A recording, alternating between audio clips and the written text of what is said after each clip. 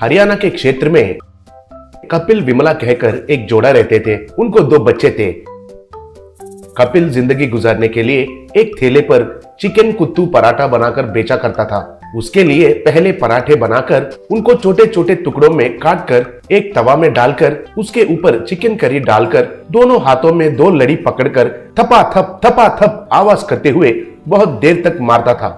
ऐसे वो चिकन कुत्तू पराठा तैयार करके आने वालों को प्लेट्स में डालकर देता था। लोग उनको खाकर पैसे देते थे। लोगों को उधर का स्वाद बहुत पसंद आया था। कपिल सुबह से लेकर शाम तक उन पराठे को तवा पर दोनों हाथों से लड़ी से मारता ही रहता था। कपिल बहुत डरपोक था। गांव में कुत्ता सामने आने से या 2 लोगों के बीच में झगड़ा होने से उधर से भाग जाता था।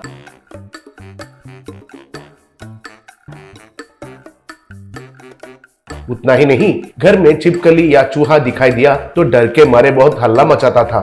ये देखकर उनके बच्चे हंसते थे। ये देखकर विमला, छी छी, इतना डरपोक हो तुम? छिपकली या चूहे आकर तुम्हें मार डालेंगे क्या? बच्चे भी तुम्हें देखकर हंस रहे हैं। गांव में तो इज्जत चला जा रहा है आपके डर की वजह से, बोली। तब कपिल, क्या करूं बोलो, मुझे तो इतना हिम्मत नहीं है। पता नहीं क्यों बचपन से मैं ऐसा डरपोक हूँ बस, कहा। एक दिन एक थैले को धकेलते हुए एक पहलवान कपिल के पास आया। कपिल देखा तो उसके थैले पर भी चिकन पराठे रखे हुए थे। वो आदमी, आइए बाबू आइए, गर्मा गर्म पराठे, गर्मा गर्म चिकन, बहुत कम दाम है, आइए गर्मा गर्म चिकन कुत्तू पराठे खाइए, कहकर पुकारने लगा। तब कपिल को बहुत गुस्सा आया। कपिल जाकर, अरे क्यों भाई, कौन हो तुम? मेरे थैले से मुकाबला करके बेच रहे हो क्यों? कहीं और जाके बेचो, इधर बेचेगा तो मुझे नुकसान आता है ना, कहा। तब वो आदमी कपिल का गर्दन पकड़कर उसे उठाया। कपिल हवा नहीं ले पाकर बहुत मुश्किल झेल रहा था। तब वो, मुझे रोकने वाले तुम कौन हो रे? तुम्हारे जैसों को बहुत देख चुका हूँ। तुम ही तुम्हारा थैले को इधर से निकाल दो, नहीं तो मेरे हाथों में मारे जाओगे, कहकर नीचे रख दिया। तब कपिल गर्दन पकड़कर, अरे बाप रे, ये क्या अन्याय है? तुम आकर मेरे खिलाफ व्यापार करके मुझे ही चले जाने के लिए कहते हो क्यों? ये तो बहुत अन्याय है, कहा। तब वो आदमी, अन्याय है, ठीक है, एक काम करते हैं, तुम और मैं कुश्ती का मुकाबला करेंगे। उसमें तुम जीत गया तो मैं इधर से चले जाता हूँ, अगर नहीं जीत पाए तो तुमको ही इधर से चले जाना होगा। ये तो न्याय ही है ना।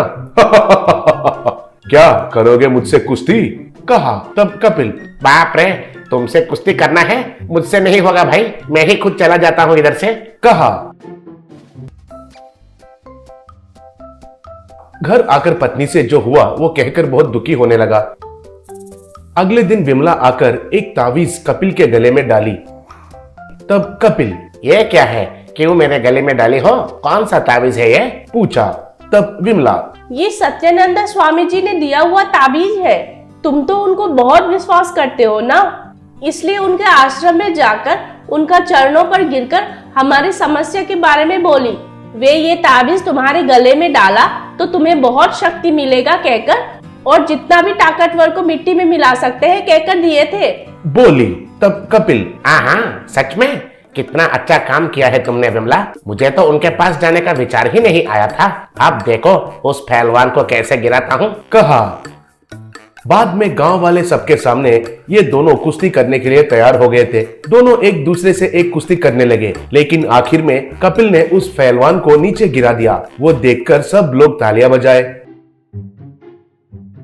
तब वो आदमी उसका गाड़ी धकेलते हुए उधर से जा रहा था। तभी उसको देखकर कपिल विमला से, विमला, हम उस सत्यानंद स्वामी जी का बहुत ऋणी है। अगर उन्होंने वो ताबीज नहीं दिया होता तो हमारा हालत क्या हुआ होता। चलो उनका दर्शन करके धन्यवाद कहेंगे, कहा। तब विमला, जरूरत नहीं है, असल में उनके पास मैं नहीं गई थी, और ये कोई मायावी ताबीज नहीं है, मामूली ताबीज है। एक इंसान को उसके ताकत के बारे में नहीं पता होना ही उसका हारने का कारण है। खुद के ऊपर विश्वास करने वाला जिंदगी में कुछ भी कर सकते हैं। असल में हर दिन घंटों तक पराठों को मारते मारते तुम्हारे हाथ कितना ताकत बन गया है तुम्हें पता है क्या? उन हाथों से ही उसका पिटाई किया है तुमने। लेकिन अगर मैं ऐसे पहले ही कहती तो तुम विश्वास नहीं करते थे, क्योंकि तुम्हारे ऊपर तुमको ही विश्वास नहीं है।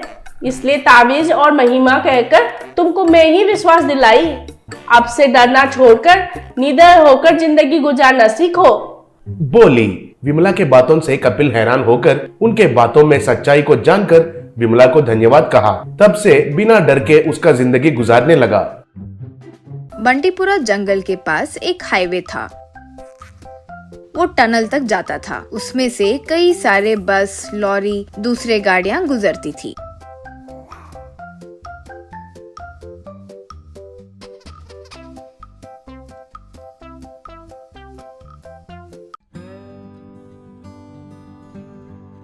वहाँ पास में ही एक गांव था।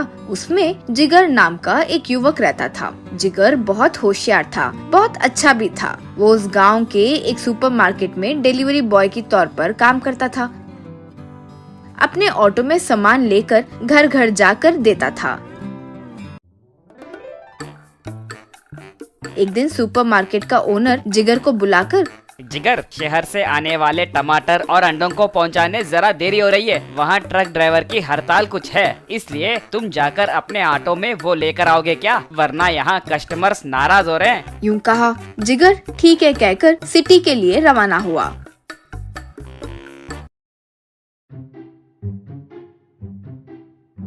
वो टनल से शहर पहुंचकर वहाँ ऑटो में अंडे और टमाटर भरकर गांव की ओर निकला। रास्ते में उसका ऑटो टनल के अंदर से गुजर रहा था। आगे एक बस जा रही थी। इतने में एक बड़ा सा भूकंप आया और टनल के आगे और पीछे के भाग में पत्थर जम गए और पूरा रास्ता बंद हो गया। इससे बस रुक गई। लोग नीचे उतरे और घबरा गए। जिगर भी गाड़ी से उतरकर परेशान हो गया था। जिगर तुरंत अपने दुकान के मालिक को फोन मिलाकर, सर, यहाँ टनल में फंस गए हैं सर। लगता है भूकंप आ गया है। पत्थर गिर के रास्ता बंद हो गया है सर। बाहर आने का कोई मार्ग नजर नहीं आ रहा है। मेरे साथ साथ और कुछ लोग भी हैं सर। तुरंत पुलिस वालों को फोन मिलाइए सर। यूं कहा। तब एक औरत, हे भगवान, अब कैसे, हम जिंदा भी रहेंगे या नहीं? अरे हे भगवान, ये क्या हो गया कहकर रोने लगी। जिगर, माँ, कोई भी घबराइए मत। ऐसे समय में हमें शांत रहना चाहिए। हम जरूर बाहर निकलेंगे। यूं कहा। इतने में पुलिस कलेक्टर टनल के पास आए। एक जेसीबी टनल से पत्थरों को हटाने की कोशिश कर रहा था। जिगर का फोन बजा तो वो फोन उठाया। दूसरी तरफ कलेक्टर था। बाबू जिगर, मैं कलेक्टर बात कर रहा हूँ। ये पूरा रास्ता बंद हो गया है। इन पत्थरों को निकालने के लिए कम से कम 1 हफ्ता लगेगा, ऐसे हमारे इंजीनियर्स कह रहे हैं। तुम लोगों तक खाना पहुँचाने का भी कोई तरीका नहीं मिल रहा है। यूं कहकर घबराने लगा। तब जिगर, आप घबराइए मत सर। यहाँ लोग बहुत डर रहे हैं। हफ्ते भर यही रहना होगा। उन्हें पता चला तो वो खूब रोने लगेंगे। कोई तो तरीके से मैं मैनेज करता हूँ, आप कोशिश करते रहिए। यूं कहा।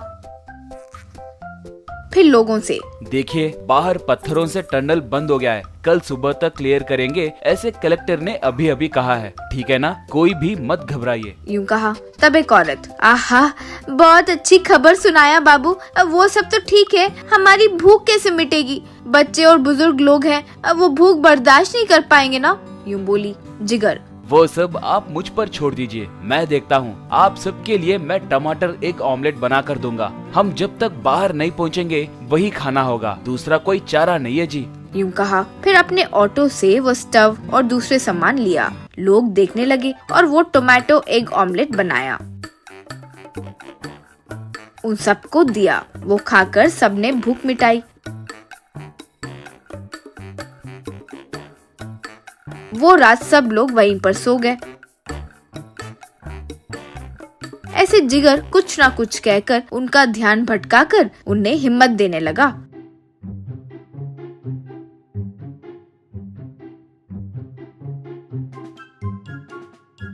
रोज उनके लिए टमाटर एग ऑमलेट बनाकर उनकी भूख मिटाया। ऐसे कुछ दिन बीत गए। आखिरकार जेसीबी के मदद से टनल खुल गया।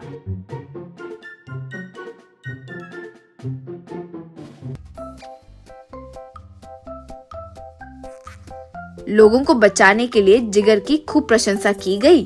कलेक्टर। जिगर, बहुत महान काम किए। तुम जैसे युवक हमारे देश के लिए बहुत जरूरी है। तुम्हें सरकार से नौकरी मिले, इसका इंतजाम मैं करूँगा। यूं कहा। जिगर खुशी से कलेक्टर को नमस्कार किया।